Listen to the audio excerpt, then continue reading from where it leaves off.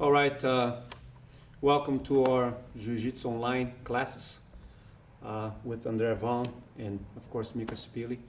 We are today, the class of today is attacks for north and south position. Very powerful position.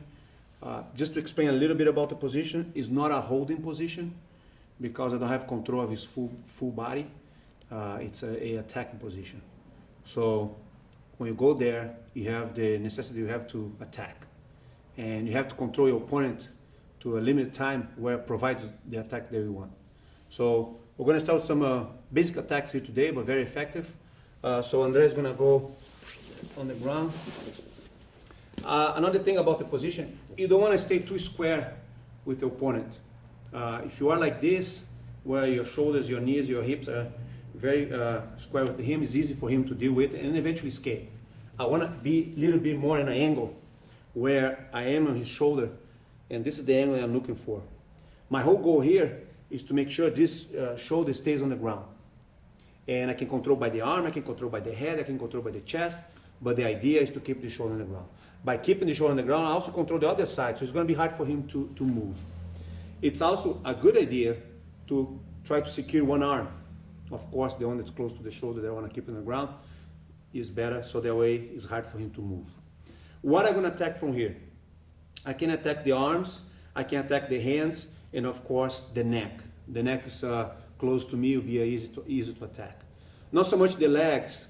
The legs are too far. I don't commit to go after the legs.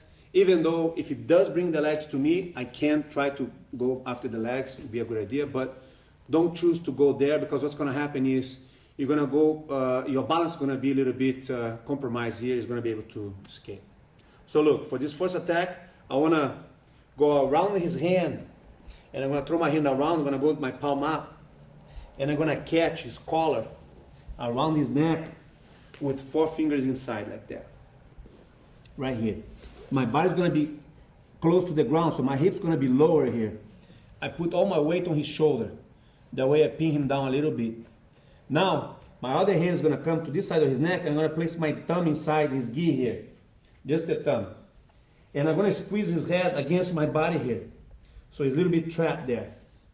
Next step, all he have to use is this hand. He's going to use, that's his a free hand here. He's gonna use that to escape or to defend or to push me. I want to make sure he doesn't use this hand very effectively. How do I stop that? I place my head on top of his shoulder or bicep. Now he cannot use that hand. And now what I'm going to do, I'm going to clear my elbow. I'm going to drop my elbow close to the neck, and I'm going to sprawl back a little bit here. The idea is my elbow start to go towards the ground here. If my elbow reaches the ground and he still didn't tap, I'm going to start to open my elbow that way. Couple of things that are very important. I want to keep a close, tight grip on the collar. So when I put my thumb inside there, I want to have a very close, tight grip. Cannot be your fingers like that. You do like that, he pulls and he frees his hand. Also, I cannot bend my wrist like this. When I do this, I give him a chance to defend and escape. My wrist can be straight, and I just lower my elbow.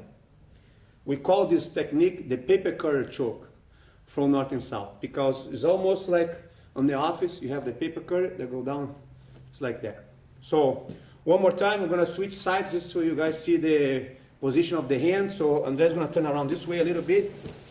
And look, I start here, again on this angle, and I'm going to go first, weight on him, hand goes underneath, palm up, hold this collar. Look, you guys can see here, my hand goes, controls the collar, 4 fingers in, very good grip.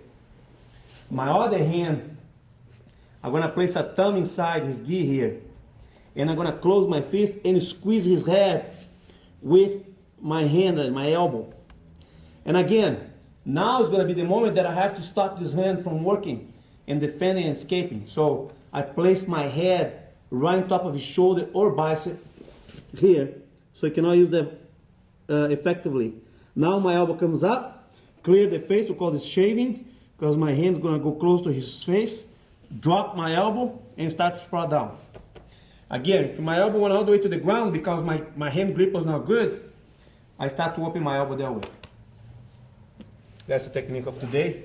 That's it.